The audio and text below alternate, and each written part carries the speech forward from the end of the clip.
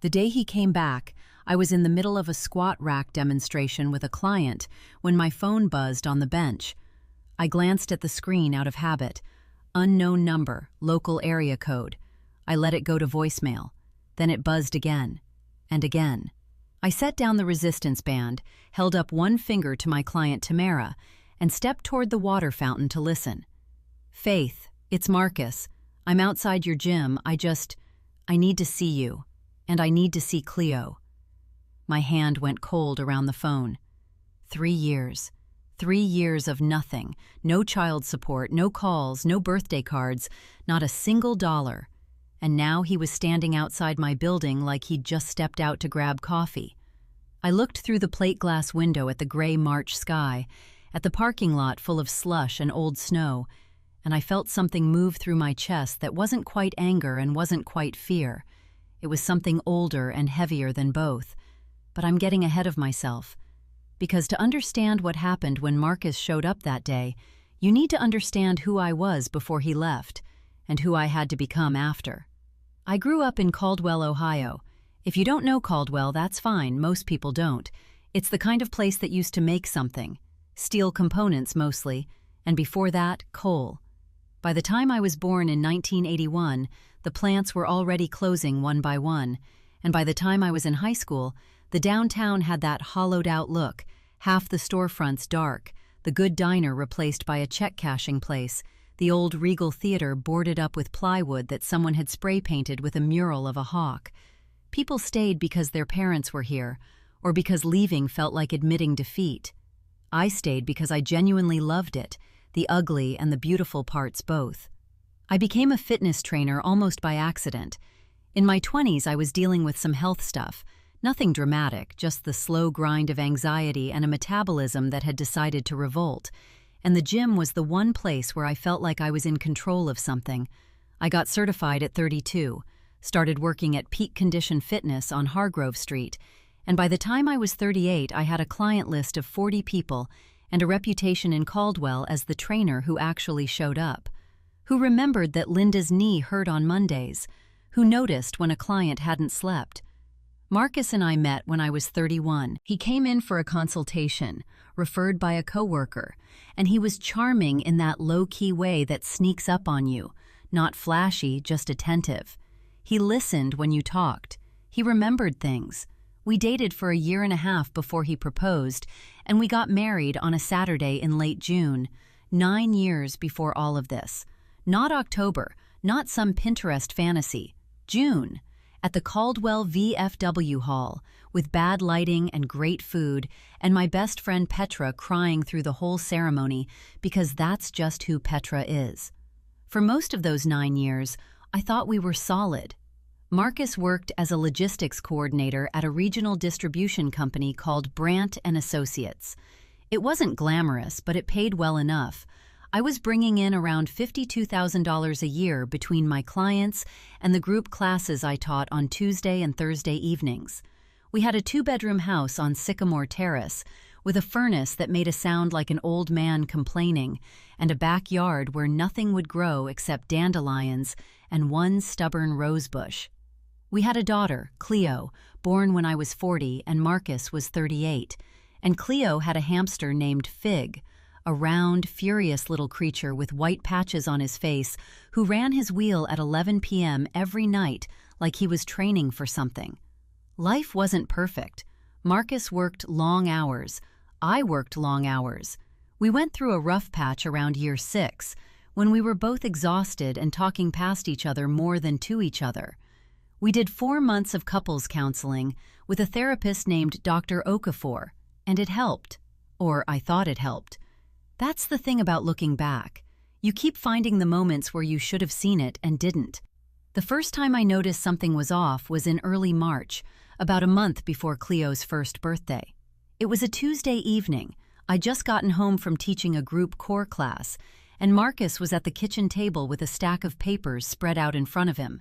He had that look on his face, tight jaw, eyes moving too fast, the look I associated with work stress, with some shipping delay or inventory headache. I dropped my bag by the door and asked if he wanted dinner. "I'm not hungry," he said without looking up. Okay, should I make something for myself? Do whatever you want. I made myself a bowl of pasta, checked on Cleo, she was asleep, one fist curled under her chin, Fig's wheel turning steadily in the corner, and came back to the kitchen. The papers were gone. Marcus was on his phone with his back to me, speaking quietly. I caught 2 words, the signature and before Thursday. That was it.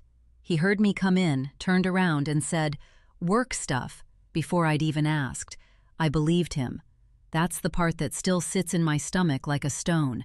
I believed him without a second thought, because in 9 years Marcus had never given me a real reason not to. I washed my dish, brushed my teeth, and went to bed.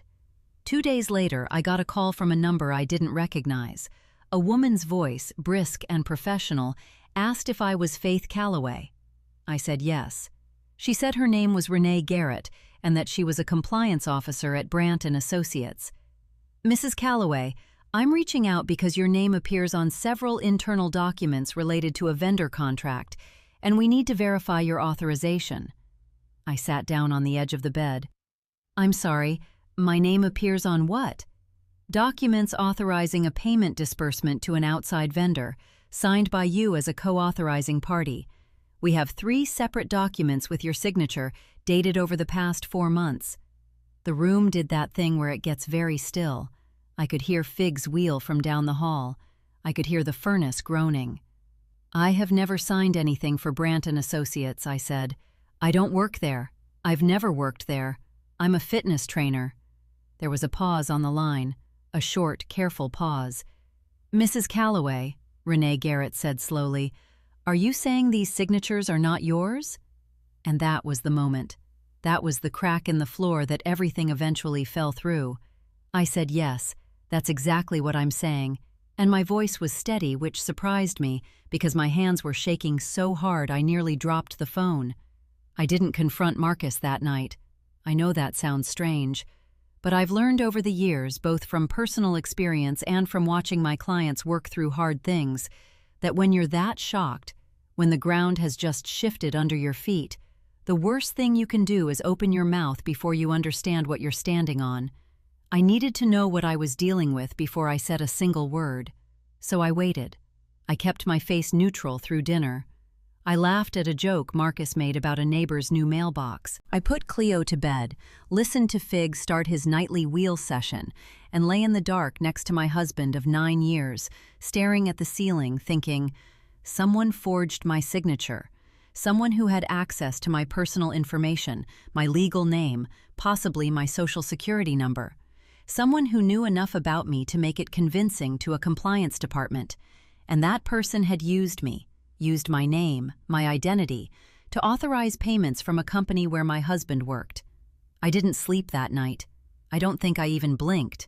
By morning, I had already decided to call an attorney before I said anything to Marcus. I had the name of a woman, Diane Cho, family and civil law, office on Maple Street, who one of my longtime clients, Greta, had used during a property dispute. I called Diane's office at 8:07 a.m. while Marcus was in the shower. I got a receptionist, left a message, and then sat at the kitchen table drinking coffee and watching Marcus come downstairs in his work clothes, pour himself a cup, check his phone, and say, "You look tired." "Bad night," I said. "I think Cleo was fussing." He nodded, kissed me on the top of my head, grabbed his keys. "I'll be late tonight," he said. "Quarterly review stuff." The front door closed. I heard his car back out of the driveway. I set down my coffee mug and sat very still for a long moment, and then I said out loud, to the empty kitchen, to no one in particular, "What did you do, Marcus?" Diane Cho called me back at 10:15. I was between clients, standing in the parking lot behind peak condition, with my jacket pulled tight against the March wind coming off the river. I told her everything. The call from Renee Garrett, the forged signatures, the payments I'd never authorized, the fact that my husband worked at the company in question. Diane was quiet for a moment. Then she said, "Faith, I want you to listen carefully. Do not confront him yet. Do not move any shared money. And I need you to get me copies of everything the compliance officer mentioned, as quickly as you can."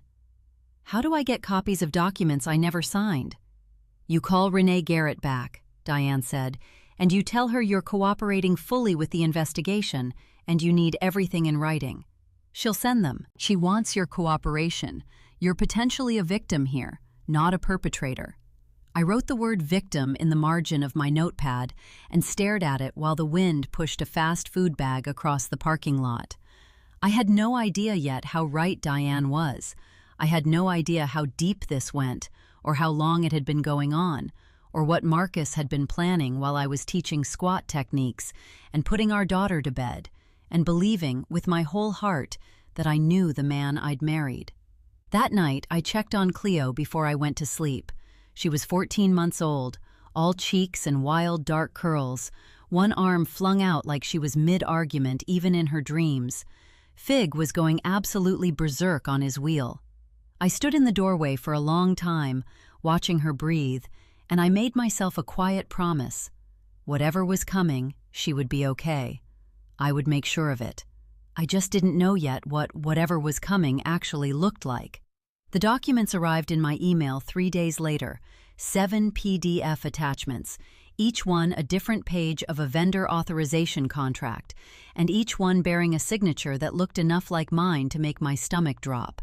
Not exact, not perfect, but close. The kind of close that only works when nobody's looking too hard, when the name on the document matches the name in the system, and the compliance team is processing hundreds of forms a month, and nobody stops to call the co-signer to confirm. I printed all 7 pages at the copy shop on Birch Avenue instead of at home, because Diane had told me not to use any shared devices. I sat in my car in the copy shop parking lot with the stack of papers on the passenger seat, and I went through them one by one. The vendor listed was a company called Meridian Logistics Partners, LLC. The payments were quarterly, 4 of them, spanning 14 months, starting 18 months before that phone call from Renee Garrett. The total dispersed, $114,000. I said the number out loud in the car. $114,000. I said it again. It didn't get smaller. I brought everything to Diane that afternoon. She spread the pages across her conference table, put on her reading glasses, and was quiet for a long time. Then she said, "I need you to pull your credit report tonight, all 3 bureaus, and I need you to check every joint account you have, savings, checking, anything with both names on it." I did it that same night, after Cleo was asleep. Marcus had told me he'd be late, another quarterly review, he said, and at this point I had stopped registering the excuse. I sat at the kitchen table with my laptop and my phone, and I pulled the reports. What I found made the $114,000 feel almost manageable by comparison.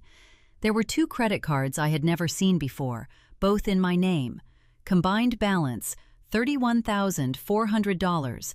One had been opened 22 months ago, one 19 months ago.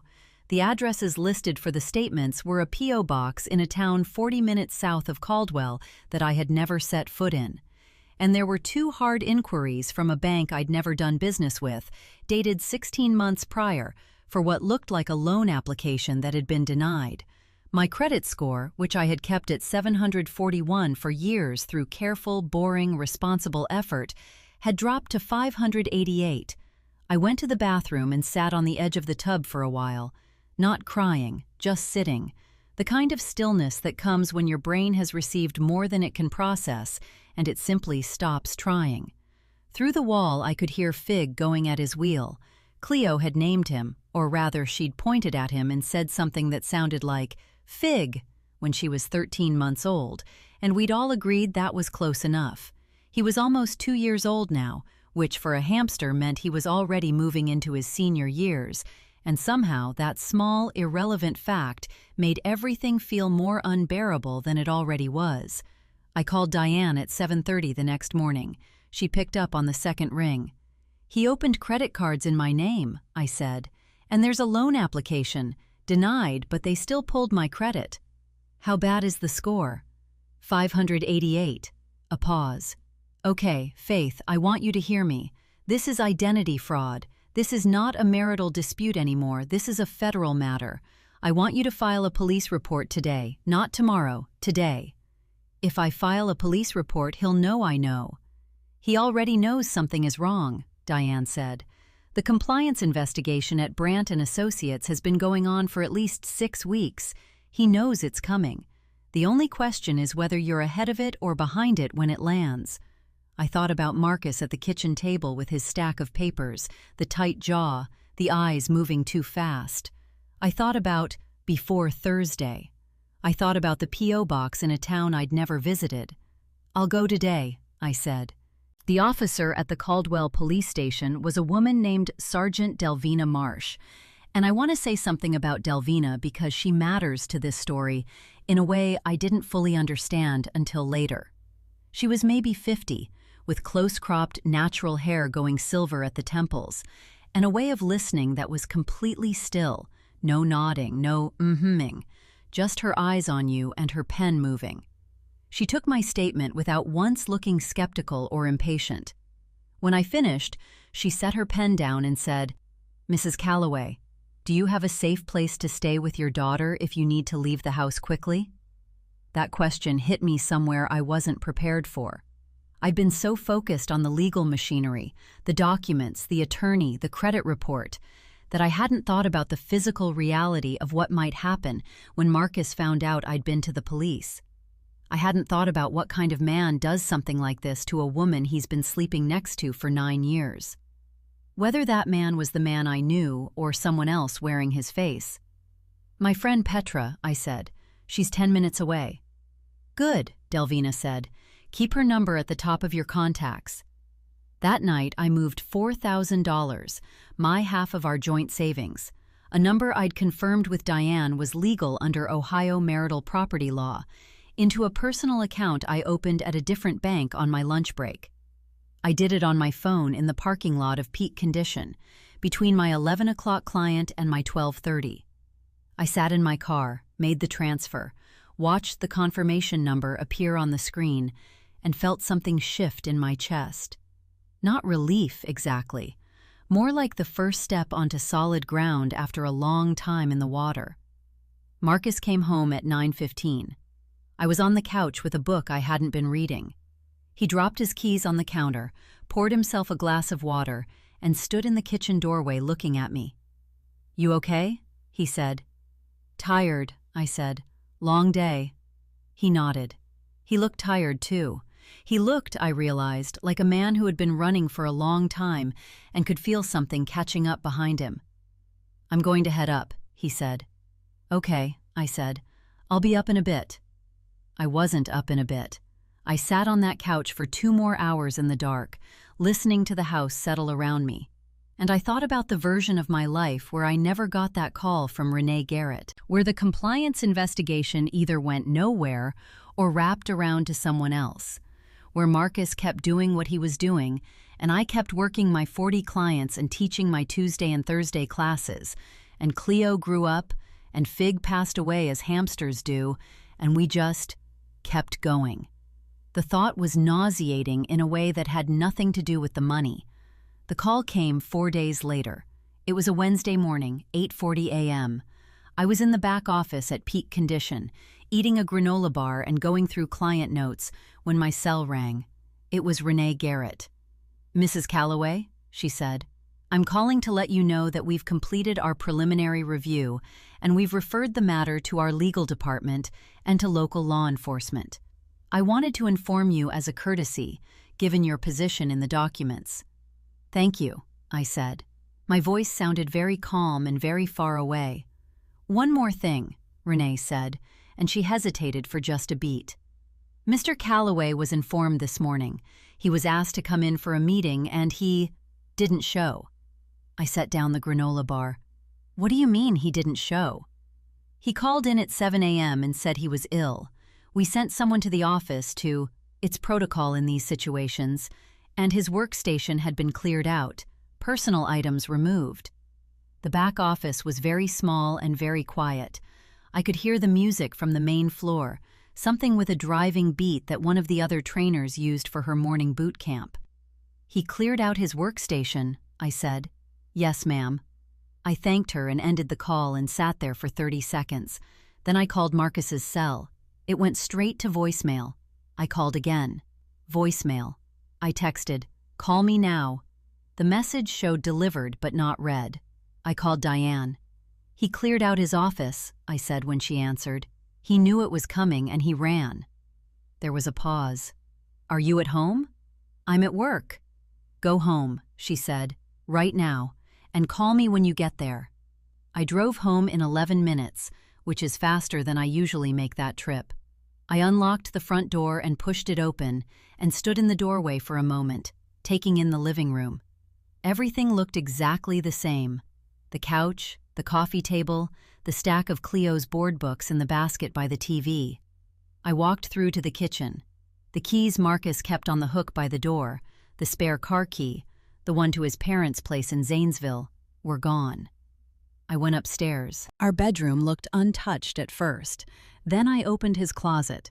Half his clothes were still there, which is the thing that confused me for a minute, until I understood that he hadn't packed for a long trip. He'd grabbed what he needed fast and left the rest. His good winter coat was gone. His go bag, a black duffel he kept on the shelf for work travel, was gone. His nightstand drawer was open and empty. I went down the hall to Cleo's room. She was at daycare. Fig was in his cage by the window, sleeping in his little nest of bedding, oblivious. The room smelled like baby shampoo and cedar chips and the specific sweetness of a small child's space, and I sat down on the floor next to the cage and put my back against the wall, and I let myself fall apart for exactly 10 minutes, not more. I gave myself 10 minutes to feel the full weight of it, the fraud, the debt, the hollowed-out closet, the 9 years. And then I pulled out my phone and called Petra. "I need you to pick up Cleo from daycare today," I said. "And I need you to keep her tonight." Petra didn't ask questions. That's the thing about a friend you've had since you were both 19 years old. She doesn't need the full story before she says yes. She just said, "I'll get her at 3. She can sleep in the guest room. You okay?" "Not yet," I said, "but I'm going to be." And then I did something that surprised even me. I got up off the floor, washed my face in Cleo's little bathroom, walked back downstairs, sat at the kitchen table, and opened my laptop. I had Diane on the phone within 2 minutes. While we talked, I was pulling up the Ohio legal aid resources she'd mentioned in our first meeting, cross-referencing with the notes I'd been keeping in a locked folder on my phone since the day Renee Garrett first called me. I had dates. I had amounts. I had the police report number from my visit with Sergeant Marsh.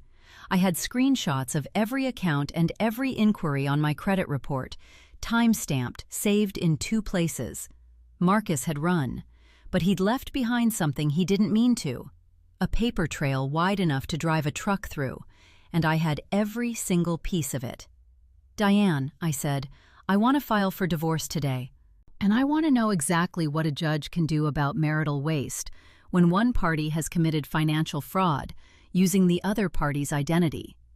There was a brief silence, and then Diane said something I'll never forget. "Faith, in Ohio, when a spouse commits fraud against the other spouse using marital assets and the other spouse's identity, the court has significant discretion in the equitable distribution. Combine that with the criminal exposure on the identity theft, we're talking about a very different conversation than a standard divorce." I wrote down the word discretion in my notepad and circled it twice. "Schedule the filing," I said, "and let's talk about what a restraining order looks like if he decides to come back."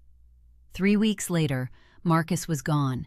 Officially, legally, completely. The house on Sycamore Terrace was quiet in a way I hadn't expected. Not empty exactly, but rearranged. Cleo was back in her room. Fig had maybe 4 months left in him if the internet was to be believed, and I'd started supplementing his diet with little pieces of hard-boiled egg because someone on a hamster forum said it helped. I had 40 clients, 2 classes a week, a divorce attorney who was sharper than anyone Marcus had ever underestimated, and a locked folder on my phone that was growing by the day. I didn't know where Marcus was. Sergeant Marsh's office had opened a formal investigation, and Diane had filed the divorce petition, and somewhere out there my husband of 9 years was moving through the world with my credit and my daughter's father's name, and apparently no intention of answering for any of it. The weeks turned into months. The months turned into a season, and then another. The criminal case moved the way criminal cases move, slowly, with long silences broken by brief flurries of paperwork. Diane kept me updated. The Brandt and Associates internal investigation had confirmed what I already knew. Marcus had created Meridian Logistics Partners, LLC himself, registered it under a cousin's name in a county 3 hours south, and had been routing payments to an account he controlled for 14 months before the compliance team flagged the pattern. The forged signatures were mine. The credit cards were in my name. The loan application, the one that had been denied and had still managed to crater my credit score, was also mine, submitted without my knowledge, and the bank that denied it had done so because the income figures were inconsistent, which meant Marcus had tried to borrow against my identity and couldn't even pull that off correctly. The total damage, when Diane's paralegal finished the forensic accounting, $147,200. That included the $114,000 from Brandt and Associates, the $31,400 in credit card debt, and roughly $1,800 in fees and penalties that had accrued on those cards while I was busy not knowing they existed. The divorce was finalized 8 months after Marcus walked out the door. Ohio doesn't require both parties to be present if one is properly served and defaults, and Marcus had been served, eventually, through his parents' address in Zanesville, where Sergeant Marsh's office confirmed he'd been staying for a period before apparently moving on. He never filed a response. He never showed up. The divorce went through on a Thursday in late November, and I signed the final papers at Diane's office on Maple Street, while Cleo sat in the waiting room with Petra, eating goldfish crackers and working very seriously on a coloring book about dinosaurs. Cleo was 2 years and 7 months old. She had Marcus's dark curls and my stubbornness, and absolutely no understanding of what was happening, which I was grateful for every single day. The judge's ruling on equitable distribution was, as Diane had predicted, significant. Because Marcus had committed fraud using marital assets and my identity, documented, criminally charged, on record, the court awarded me the full equity in the house on Sycamore Terrace, sole legal and physical custody of Cleo, and a judgment against Marcus for the full $147,200 in documented fraud damages, plus Diane's fees, plus a multiplier for willful misconduct that brought the total judgment to $198,000. I sat in the courtroom and heard that number, and I thought, he is going to spend the rest of his life running from this. I was right. And then, 3 years later, he stopped running. When I stepped away from the squat rock that gray March morning and listened to his voicemail, "Faith, it's Marcus. I'm outside your gym. I need to see you, and I need to see Cleo." My first call was not to Marcus. It was to Sergeant Delvina Marsh, who had long since become something more than a professional contact. Delvina had followed the case from the initial police report, through the criminal charges, through the 2 continuances, through Marcus's failure to appear, through the warrant. She picked up on the second ring, because that is who Delvina Marsh is. "He's outside my gym," I said. "Don't go out there alone," she said. "I'm sending a unit. Stay inside." He left a voicemail. He said he wants to see Cleo. "He can want a lot of things," Delvina said. "Don't engage until I get there." I went back to Tamara and told her we needed to reschedule, that something had come up, and Tamara, who had been my client for 2 years and had heard enough of the general outline of my situation to understand that "something came up" was not a casual phrase, looked at my face and said, "Do you need me to stay?" I told her no. She gave me a long look, and then she gathered her bag and walked out through the back entrance, which I appreciated. I stood at the front window and looked out at the parking lot. Marcus was in a car I didn't recognize, a silver Nissan, maybe 4 years old, Ohio plates but not Caldwell. He was sitting in the driver's seat. From this distance I could see that he'd lost weight. His face looked older, which made sense, because it had been 3 years and he was now 41. He was looking down at his phone. The squad car arrived in 6 minutes. 2 officers I didn't know, but they knew the situation. Delvina had briefed them. They approached the Nissan. I watched through the window as Marcus looked up, saw the officers, and went very still. That stillness. That was the moment. I'd been bracing for something dramatic, shouting, a scene, him trying to drive away. Instead, he just sat there with his hands visible on the steering wheel and a look on his face that I can only describe as the look of a man who has been tired for a very long time and has finally run out of road. They brought him in. Not in handcuffs, not yet, not in the parking lot, but one of the officers walked beside him with a hand on his elbow, and they brought him into the small conference room at the back of the gym that I used for intake consultations. I stood in the doorway. Marcus sat down at the table. He looked at me and he said, "Faith, I'm sorry." And I thought about all the versions of that moment I had imagined over 3 years, the rage I'd felt in the early months, the cold clarity that had replaced it, the long nights after Cleo was asleep when I'd rehearsed what I would say, the speeches I'd composed and discarded.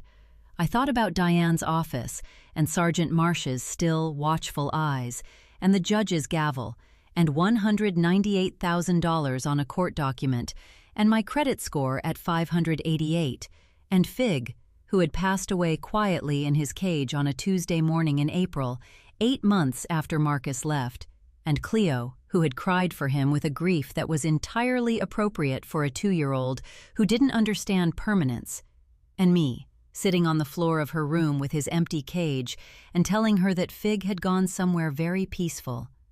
I let Marcus's apology sit in the air between us for a long moment. Then I said, "Where have you been?" "Different places," he said. "I was in Kentucky for a while, then Tennessee." "And the money?" He looked down at the table.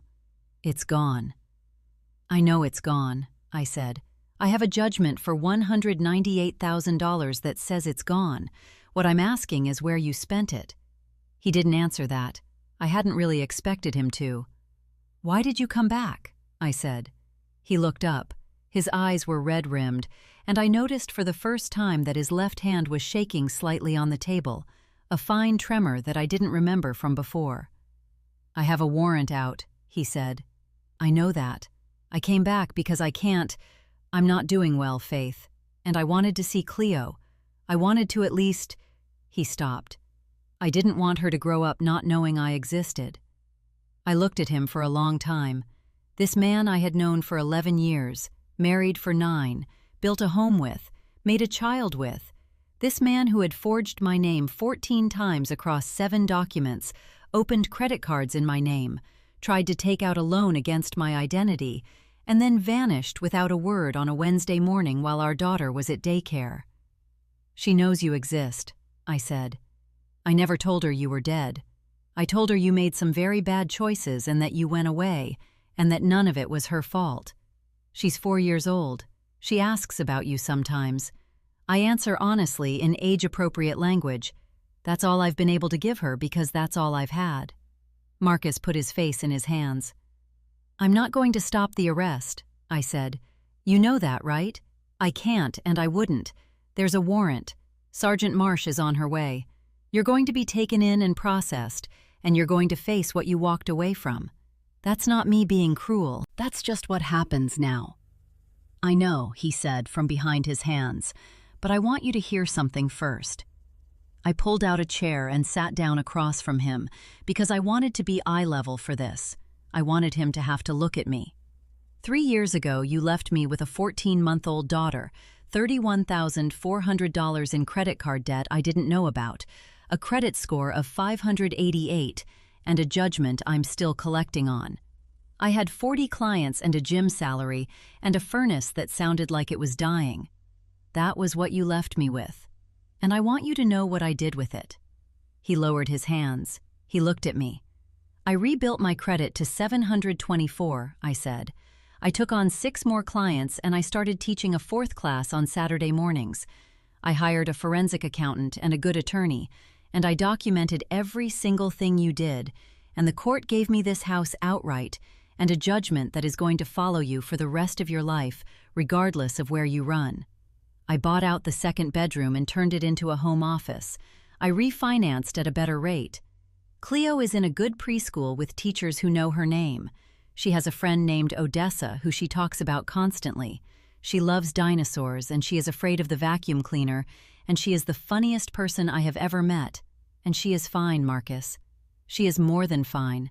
She is spectacular. And she got that way without you. The room was very quiet. I could hear the music from the main floor. Someone had switched to a slower playlist, something with piano underneath the beat. You came back here thinking, I don't know what you were thinking, I said. Maybe that I'd be struggling enough that I'd be glad to see you. Maybe that Cleo would be small enough not to have formed a real opinion. Maybe just that 3 years was long enough for the worst of it to have softened. I stood up. It hasn't softened. But I'm not angry anymore either. What I am is done. Done carrying your weight. Done explaining you to my daughter. Done thinking about what I should have seen. Delvina arrived 7 minutes later. She came in through the back, in plain clothes but with her badge visible, and she looked at Marcus with the same still, watchful expression she'd had when she took my police report 3 years ago, and she said, Mr. Calloway, I need you to come with me. Marcus stood up slowly. He looked at me one more time. Can I have some kind of contact with Cleo? Through the proper channels? That's for the court to decide, I said. Get yourself a lawyer, do the time, pay what you owe, and then petition the court like any other parent in your situation. That's how it works. That's all I've got for you. Delvina walked him out. I stood in the doorway of the conference room and watched them go, and I felt, not triumph exactly, not relief, something quieter and more complete than either of those. The feeling of a door closing on a room you've been cleaning for 3 years, finally latched shut. I went back out to the main floor. I reset the squat rack. I texted Petra. He came back. He's been arrested. Cleo is at school. I'll tell you everything tonight. Petra responded in about 4 seconds. I'm bringing food. Don't argue. I didn't argue. That evening, I picked Cleo up from preschool. She came running out in her puffy blue jacket with a drawing she'd made. A dinosaur, she told me, specifically a brachiosaurus, although it looked more like a rectangle with a long neck and 4 enthusiastic legs. She held it up for me to see, very serious about it. That's incredible, I said, and I meant it completely. She tucked it under her arm and grabbed my hand, and we walked to the car in the cold March air, and she talked the entire way about Odessa and something that had happened at snack time involving a juice box that had apparently been a whole situation, and I listened to every word.